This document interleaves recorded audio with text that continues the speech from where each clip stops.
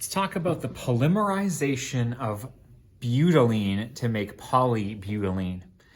To start, you need a free radical. This can be a peroxide that you broke apart with UV radiation or a halogen. Here I just have a Br or bromine with an unpaired electron.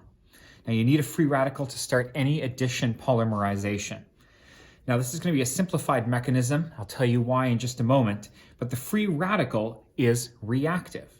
It is going to pair up with one of the electrons from the pi bond in the butylene.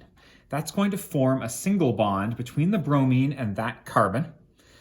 This carbon-carbon bond will be down to single, and then you have the other two carbons from the chain like that, but the other electron from the pi bond will go on to this carbon atom here. So we still have a free radical.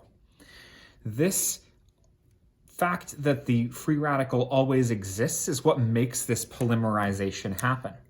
Next, let's bring in another butylene molecule, or 1-butene. This unpaired electron will react or pair up with one of the electrons from the double bond. That's going to form a bond between that carbon and that carbon, and the other unpaired electron will go to that carbon there.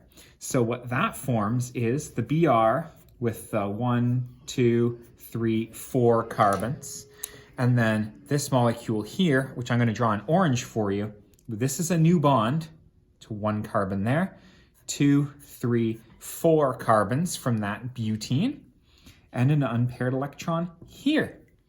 So you can see we're adding one molecule at a time, but the free radical always continues to exist. I'm going to do this one more time. Here's your butene, 4 carbons with a double bond there. The unpaired electron pairs up with one of the electrons from the double bond, and the other one goes to the nearby carbon. Now I'm going to have to draw this down here, but we still have our Br, 1, 2, 3, 4 carbons from the first butene we reacted with. 1, 2, 3, 4 carbons from the second butene. And now we have a new bond here to the first carbon of the 4 carbon chain of the new molecule. Take a look. I've drawn this particularly so you can see each of the butenes one by one, and you continue adding and adding and adding until you run out of butene entirely. You can include as many of these as you want. That's what makes it a polymer. Now, I said this is simplified because in the real world, if you're going to do free radical polymerization, whether or not that free radical ends up bonded to this carbon or this carbon is a bit of a, I don't know, it's not 50-50, but it's like some percent of the time one of them, another percent of the time the other one. If you want the free radical to always attack this butene in the same place over and over and over again, you need a special catalyst. It's called a Zeigler-Natta catalyst. It attaches itself wherever the free radical kind of goes, then brings in another butene, and it always kind of attacks or attaches the same way.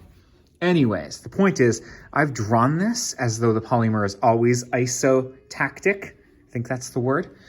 But you can't actually get that to happen in the real world without a special catalyst.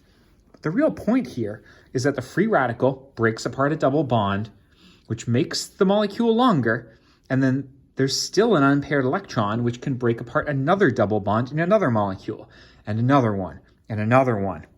DJ Khaled's favorite mechanism right here. Thanks for being with me, and best of luck.